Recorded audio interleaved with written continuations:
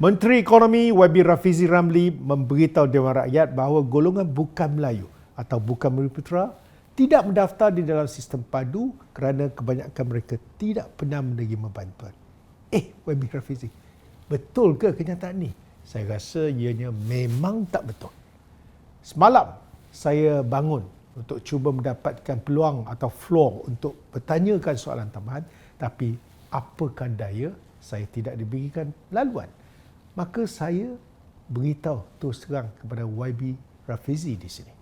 YB, mereka yang tidak mendaftar dalam sistem padu tanpa mengira sama ada Bumiputera atau bukan Bumiputera adalah disebabkan nombor satu, tidak yakin dengan keselamatan penyimpanan data padu. Hampir 2 bulan Rafizi menerangkan, tapi rakyat masih tak yakin sehingga Kerajaan Negeri Sarawak minta menangguhkan pendaftaran padu. Kedua, tiada maklumat yang jelas tentang penggunaan data padu oleh Kementerian Ekonomi. Data-data dicerap untuk digunakan bagi tujuan apa?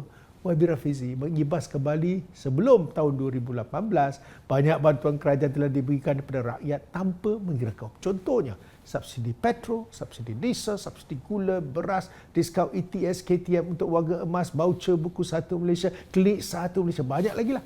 Yang saya sebut ni bantuan jenis subsidi untuk semua rakyat Malaysia tanpa mengira kaum. Jadi, apa maksud YB bahawa kebanyakan bukan Bumiputera tidak pernah dapat bantuan? Bantuan khas seperti Bantuan Rakyat 1 Malaysia, BRIM pun semua kaum dapat. Namanya pun 1 Malaysia kan? Sekarang YB nak semua isi padu. Apa tujuan Kementerian Ekonomi? Adakah YB nak tarik balik bantuan jenis subsidi ini daripada mereka yang termasuk Melayu Bandar dan juga kaum-kaum lain? Kalau bukan, sebab apa semua rakyat perlu isikan maklumat panjang lebar di dalam sistem padu? Buat kali pertama, Rafizi mengumumkan semalam bahawa golongan M40 dan T20 tak perlu risau kerana subsidi akan diberikan kepada mereka jika mereka layak. Beliau memberi contoh, T20 dengan 8 orang anak layak terima subsidi selepas mengambil kira tanggungan dan pendapatan bersih boleh dibelanjakan. Rafizi juga umumkan subsidi akan diberikan kepada B40 dan M40 yang kini digelar B80. Tiba-tiba ini pula takrifan B80. Sekejap. Berapa ramai keluarga T20 di Malaysia mempunyai 8 orang anak pada zaman ini? Bro, ada 8 orang anak ke Melayu sekarang? Tak ada tu, mana ada? Dulu ada, sekarang mana ada lagi? Itulah jawapan. Kenapa penerangan tidak diberikan lebih awal dan umumkan kriteria ini pada awal Januari ketika padu diluncurkan? Sebut sajalah B40 dan M40 akan diberi subsidi. Habis. Manakala T20 dengan pendapatan bulanan RM15,000 dan 8 orang anak baru layak menerima bantuan atau subsidi. Maka mereka yang berpendapatan RM15,000 sebulan yang hanya mempunyai 2 orang anak tidak layak terima subsidi dan mereka terus tak payah mendaftar dalam padu. Beres.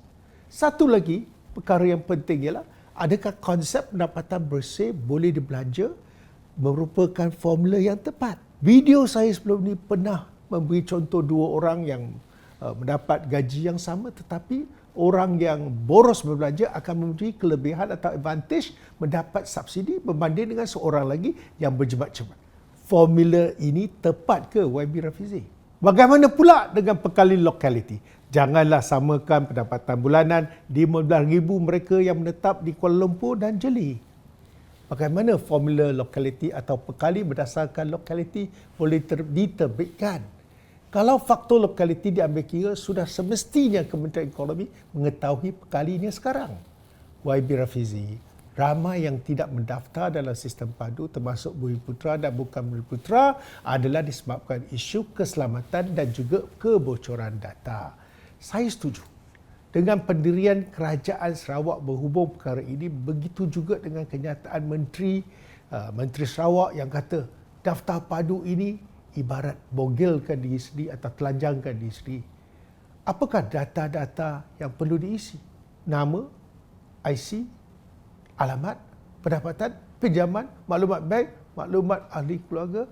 Sekiranya berlaku kebocoran, siapa paling gembira? Penjenayah cyber scammer. Maklumat peribadi yang bocor seperti maklumat keluarga, pendapatan, alamat bagaikan harta karun bagi scammer untuk menjerat dan menipu rakyat Malaysia. Tak pernah kena godam atau hack ke? Baik, YB Rafizi tanya Menteri Belia dan Sukan, tanya beliau tentang aplikasi cloud yang telah digodam pada Sabtu lepas, 16 Mac 2024. Tanya juga Menteri Komunikasi tentang apa yang berlaku pada 25 Disember 2022 berkenaan dengan 7.2 juta maklumat SPR. Bolehkah YB Rafizi berjanji secara peribadi, beri jaminan 100%, tiada kemungkinan langsung maklumat-maklumat padu yang merangkumi hampir semua data peribadi rakyat dalam satu tempat ini kena hack atau kena godam atau bocor? Semalam YB Rafizi sendiri mendedahkan terdapat 2 juta cubaan penggodam atau hackers dari luar negara untuk menceroboh sistem padu. Ya, kita bersyukur kerana setakat ini menurut Menteri hackers belum berjaya. Tetapi risikonya tetap ada. Bayangkan 2 juta cubaan hackers ini merupakan risiko yang sangat tinggi. Memang patut pun rakyat rasa bimbang. YB, apa yang saya katakan ini semata-mata ikhlas untuk menjaga kepentingan rakyat. Di sini saya cadangkan apa yang terbaik untuk rakyat dan Kementerian YB. Pertama, tak perlu kumpul semua data individu dalam satu tempat kerana isu keselamatan.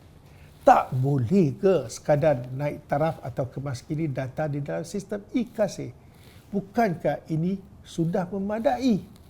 Kedua, LHDN, JPN, Bank, KWSP, SPR, KKM dan sebagainya memang ada maklumat rakyat. Sekiranya kebocoran di satu tempat, maklumat lain masih lagi terselamat. Don't put all eggs in one basket. Jangan letak semua telur dalam satu bakul. Sekali jatuh, habis berpecah. Jangan sesekali tarik balik bantuan subsidi yang sebelum ini diberikan kepada semua rakyat tanpa mengira kaum. Contohnya subsidi petrol. Saya yakin YB Rafizi tak suka kalau rakyat kata barang order turun harga petrol, barang sampai harga petrol naik. Bantuan yang khusus biarlah permohonan yang khusus. Contohnya mereka yang inginkan BRIM, STI, yang kini menjadi nama barunya, mereka hanya perlu isi borang tunjuk bukti status kewangan untuk kelayakan. Itu saja. Siapa yang inginkan voucher buku Satu Malaysia yang kini dipanggil sumbangan buku, mereka sekadar tunjukkan kad pelajar untuk mengesahkan mereka pelajar dan layak. Itu saja. Siapa yang nak diskaun 50% KTM untuk warga emas, dia tunjukkan kad pengenalan. Bukankah lebih baik? Kenapa pula nak minta semua data dan simpan dalam satu tempat, iaitu padu?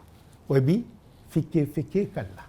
YB, kalau orang isi silap dalam padu macam mana? Ada compound ke kena masuk penjara ke apa?